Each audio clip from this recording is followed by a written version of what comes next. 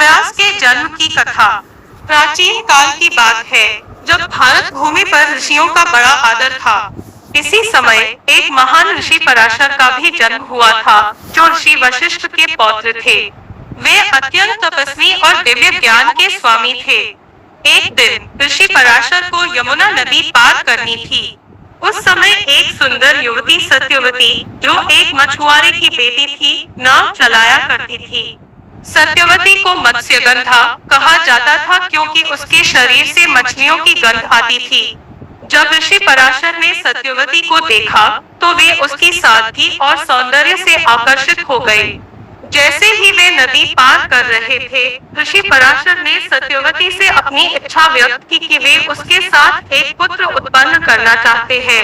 सत्यवती इस बात से घबरा गई। उसने कहा, हे ऋषि, मैं एक साधारण मछुआरे की पुत्री हूँ। यदि मैंने आपकी बात मानी, तो मेरी पवित्रता और भविष्य का क्या होगा?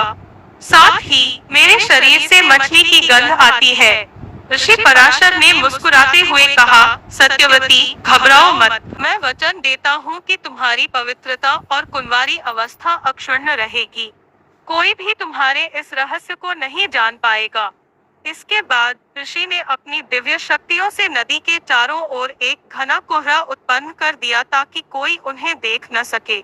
उन्होंने सत्यवती को आशीर्वाद दिया कि उसकी मछली की गंध एक मधुर सुगंध में बदल जाएगी, जो मीलों दूर तक फैलेगी।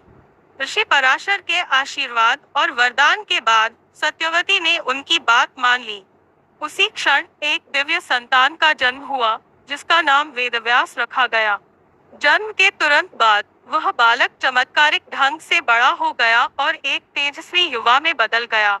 उन्होंने अपनी माँ सत्यवती से कहा, माँ, मैं तपस्या करने के लिए वन जाऊंगा, लेकिन जब भी आपको मेरी आवश्यकता होगी, मैं अवश्य आऊंगा।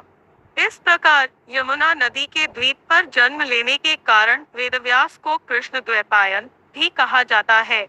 वेदव्यास ने चारों वेदों का संकलन किया और महान महाकाव्य महाभारत, 18 पुराण और ब्रह्मसूत्र की रचना की।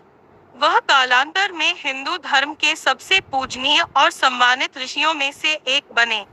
इस तरह वेदव्यास के जन्म की यह कथा हमें दिव्यता, भक्ति और ऋषि मुनियों की महिमा का स्मरण कराती है।